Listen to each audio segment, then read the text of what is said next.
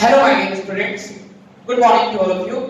आज के video lecture में मैथमेटिक्स का एक बहुत ही इंपॉर्टेंट सेक्शन है जिसको कैलकुलस कहते हैं और ये आज हम स्टार्ट करने जा रहे हैं। ये बहुत बहुत बहुत बहुत बहुत इंपॉर्टेंट है, ठीक है। अगर हम इंजीनियरिंग पर्पस से देखें तो या फिर हायर मैथमेटिक्स के पर्पस से देखें तो जितने भी हायर मैथमेटिक्स या तो हम बीएससी देख लें, अगर हम इंटरमीडिएट का भी मैथमेटिक्स देखें या उसके ऊपर लेवल का जो भी देखते हैं, वो सभी की सभी चीजें कैलकुलस से रिलेटेड है, यानी मैक्सिमम कैलकुलस से ही रिलेटेड हमें पढ़ना है। अगर इंजीनियरिंग मैथमेटिक्स की बात करें तो सिर्फ और सिर्फ कैलकुलस वो कोर है, यानी अगर हायर मैथमेटिक्स की बात करूं तो हायर मैथमेटिक्स के लिए कैलकुलस को कोर कहा जाता है, ठीक है। और इसको समझना बहुत बहुत इंपॉर्टेंट है, तो इसको आप ध्यान से समझेंगे। मैं आपको एकदम बिल्कुल जीरो लेवल से बताऊंगा ताकि आपको दिक्कत ना हो। तो कैलकुलस मतलब होता है कलन।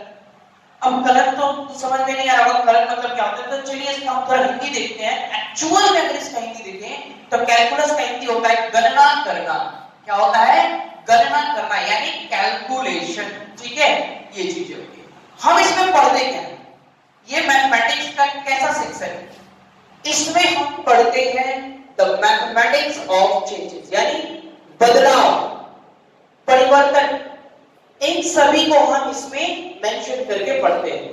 अब हम देखें हमारे आसपास जितनी भी चीजें हैं, सब की सब चीजें क्या है, हमारे बढ़ रही है, यानी उसमें कुछ ना कुछ चेंजेस हो रही है। हम देखते हैं जैसे बेबीज ग्रोथ, अगर कोई बच्चा बढ़ रहा है तो एक इसके हिसाब से हम देखें, कंपेयर करते हैं तो इसमें क्या हो रहा है, चेंजेस आ रहे हैं। आवर डिस्टेंस, मैं कभी यहां जा रहा हूं कभी वहां जा रहा हूं, कभी यहां रहते हैं कभी वहां रहते हैं, तो आपकी डिस्टेंस चेंज होती रहती है।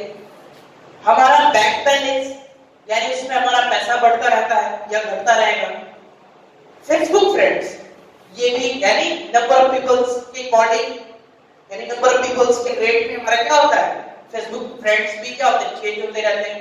यानी कहने का मतलब ये है कि हमारे आसपास जितनी भी चीजें हैं सब की सब क्या है, रेट ऑफ चेंजेस पे आधारित है, यानी कहीं ना कहीं किसी ना किसी रेट से वो घट बढ़ रही है, यानी चेंज हो रही है। आई बात समझ में? तो इसीलिए अगर हम कहें कि कैलकुलस क्या है, तो calculus is the branch of mathematics which involves the rate of change, यानी अगर हम ये कह सकते हैं कि परिवर्तनशील राशियों में होने वाले परिवर्तनशील राशि में होने वाले परिवर्तन की दर की गणना को हम क्या कहते हैं, कैलकुलस कहते हैं। और पूरा कैलकुलस में हम इन्हीं सब चीजों के बारे में पढ़ते हैं। अगर पूरे हम फिजिक्स की बात करें तो फिजिक्स को भी कैलकुलस के थ्रू ही समझा जा सकता है।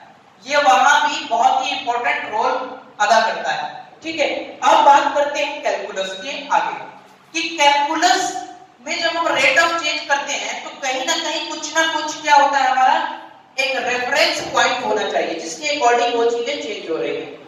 अकेले कोई भी चीज पे हम कंपेयर नहीं कर सकते, आई बात समझ में ना, और ना ही उसके हम चेंजेस का पता कर सकते हैं। जब हम किसी चीज से उसका कंपेयर करेंगे तभी वो चीजें चेंज होती है, ठीक है। तो यानी दो चीजों की बात हमेशा करेंगे, ठीक है, जिसमें एक को रेफरेंस जिसमें चेंजेस हो रही है और एक उसके रिस्पेक्ट में वो चीजें चेंज हो रही होगी। तो इन सभी चीजों की हम इसमें चर्चा करेंगे। अब कैलकुलस का खोज किसने किया? हालांकि खोज तो बहुत पहले हुआ था, लेकिन इन दो लोगों का क्रेडिट विशेष है, न्यूटन भाई साहब और लेबनिज। लेबनिज एक मैथमेटिशियन थे और फिजिसिस्ट थे न्यूटन। ये तो हम सभी न्यूटन के बारे में जानते हैं। और लेबनिज जो थे एक मैथमेटिशियन थे, ये हमारे मैथमेटिशियन थे और ये हमारे फिजिसिस्ट थे। ये दोनों अलग अलग कैलकुलस पर ही काम कर रहे थे, लेकिन आखिर इन दोनों को क्यों कहा जाता है कि कैलकुलस की खोज की, किसी एक को क्यों नहीं कहा जाता, ठीक है। तो इसका भी रीजन है, क्योंकि कैलकुलस का अगर हम ये कहें कि कैलकुलस अगर एक बॉडी है तो उसका जो हार्ट होता है ना, वो दो चीजें होती है। ये देखिए, ये कैलकुलस हो गया, ये कैलकुलस का हार्ट है और इसकी दो चीजें होती है इस हार्ट की, ठीक है ना। पहला हमारा डिफरेंशिएशन और दूसरा है इंटीग्रेशन। और डिफरेंशिएशन की खोज न्यूटन ने की थी और लेबनिज ने खोज की थी इंटीग्रेशन की, यानी दोनों एक ही साथ कार्य कर रहे थे, काम कर रहे थे कैलकुलस पे, ठीक है ना। इसीलिए ये दोनों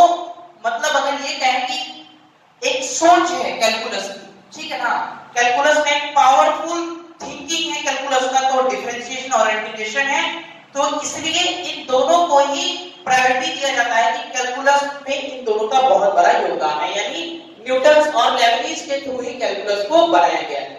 ओके, अब बात करते हैं आगे की कैलकुलस। कैलकुलस को समझने के लिए हमें बहुत सारी बेसिक टर्म्स की जरूरत पड़ेगी, यानी बहुत सारी चीजें होंगी उसमें, ग्राफ, फंक्शन।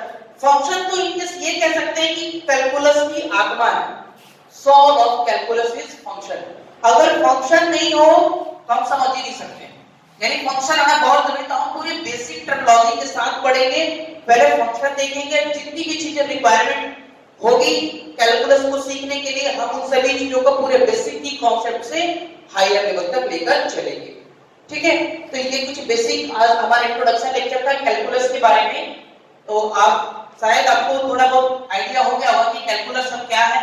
तो हम नेक्स्ट लेक्चर से हम कैलकुलस के बारे में आगे पढ़ेंगे कि कैलकुलस क्या होता है। ठीक है, तो कैलकुलस में दो पार्ट है, ये डिफरेंशिएशन यानी इसको अवकलन कहा जाता है और समाकलन कहा जाता है, इंटीग्रेशन को। अगर आप डिफिनेशन लिखना चाहें तो आप लिख सकते हैं कि calculus is the branch of mathematics in which we study about the rate of change. लिख सकते हैं आप डिफिनेशंस को। ठीक है, चलिए फिर नेक्स्ट क्लास में हम बात करेंगे कैलकुलस में आगे।